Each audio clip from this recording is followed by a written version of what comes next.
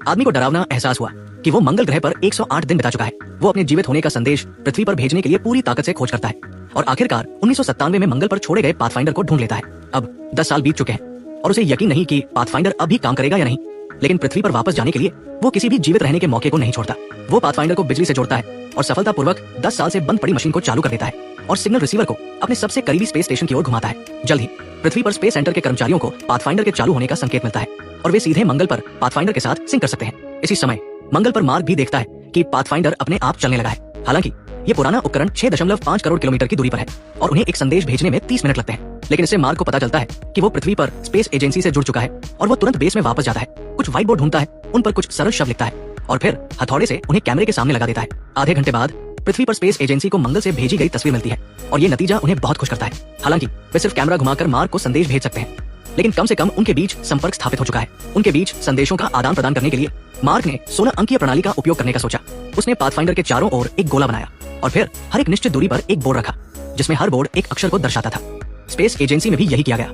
इस तरह वे कैमरा घुमाकर संबंधित अक्षर की ओर इशारा कर सकते थे और मार्क उसे लिख लेता। सरल डिकोडिंग से वे उसके भेजे गए संदेश को समझ सकते थे, लेकिन इस प्रक्रिया में बहुत समय लगता था और वे सिर्फ एक वाक्य का आदान प्रदान कर पाए थे।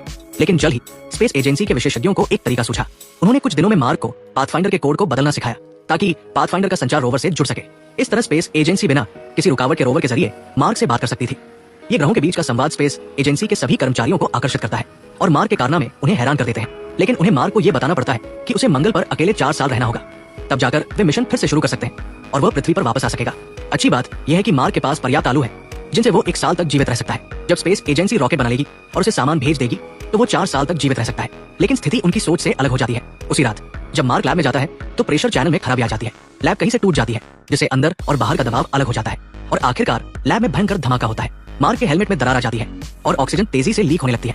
हालांकि वो टेप से हेलमेट की दरार को बंद कर देता है और अपनी जान बचा लेता है, लेकिन जब वो लैब में वापस जाता है तो पाता है कि पूरी लैब मंगल के वातावरण में खुल गई है और वहाँ बर्फ जम गई है। उगाए गए आलू भी ठंड से मर जाते हैं, जो उसकी एकमात्र जीवन रेखा को तोड़ देता है। उसे ये खबर स्पेस एजेंसी को बतानी पड़ती है। इस गंभीर स्थिति के सामने स्पेस एजेंसी को रॉकेट बनाने की गति बढ़ानी पड़ती है और सिर्फ 1 महीने में रॉकेट तैयार हो जाता है, लेकिन उनके पास समय कम है क्योंकि मार्क के पास सिर्फ 400 दिन का खाना बचा है। दबाव में स्पेस एजेंसी को बिना पूरी जांच किए रॉकेट लॉन्च करना पड़ता है। अगर सब कुछ ठीक रहा तो मार्क खाना खत्म होने से पहले सामान प्राप्त कर लेगा।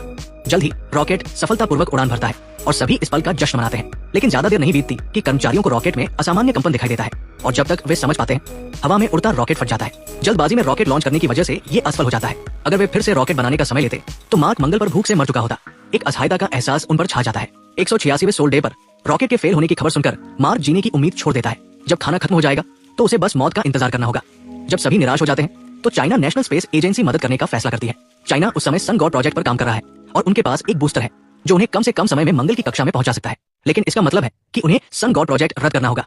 आखिरकार चाइना नेशनल स्पेस एजेंसी मदद करने का फैसला करती है। वैज्ञानिकों के गणना के बाद उन्हें एक बेहतर तरीका मिलता है। वे चाइना के बूस्टर का उपयोग करके सामान और ईंधन को वापस आ रहे हर्मीस को भेज सकते हैं और फिर हर्मीस मंगल की ओर वापस मुड़ सकता है। जब हर्मीस मंगल की कक्षा में पहुंचेगा तो मार्क मंगल पर मौजूद फ्लाइट व्हीकल से अंतरिक्ष में उड़ान भर सकता है और हर्मीस के साथ डॉक कर सकता है। फिर वे ये योजना हर्मीस के चालक दल को बताते हैं। मार्क के जीवित होने की खबर सुनकर चालक दल को अपराध बोध होता है क्योंकि वे मानते हैं कि उन्होंने मार्क को मंगल पर छोड़ दिया था। अब उन्हें मंगल पर वापस जाकर मार्क को लाना है, भले ही इस प्रक्रिया में उनकी जान जाने का खतरा हो। चाइना की मदद से वे सफलतापूर्वक रॉकेट लॉन्च करते हैं। जल्द ही रॉकेट आसमान में उड़ता है और कोई दुर्घटना नहीं होती। वो अंतरिक्ष में हर्मीस के साथ डॉक करता है। ये प्रक्रिया बहुत सफल रहती है। 401वें सोल डे पर खाना बचाने की वजह से मार्क बहुत पतला हो चुका है। हर्मीस को मंगल की कक्षा में पहुंचने में अभी 100 दिन लगेंगे और मंगल पर मौजूद फ्लाइट व्हीकल मार्क से 60 दिन की दूरी पर है। इस दिन वो बेस छोड़ देता है। मार्क अपने साथ सफर के लिए जरूरी सभी चीजें ले जाता है। जब रोवर की बैटरी खत्म हो जाती है तो वो रुककर उसे चार्ज करता है, लेकिन इसमें 13 घंटे लगते हैं। इस दौरान वो मंगल पर मौजूद कई अनदेखे पहाड़ों को घूमता है। 524वें सोल डे पर मार्क आखिरकार एरेस 4 के लैंडिंग साइट पर पहुंच जाता है।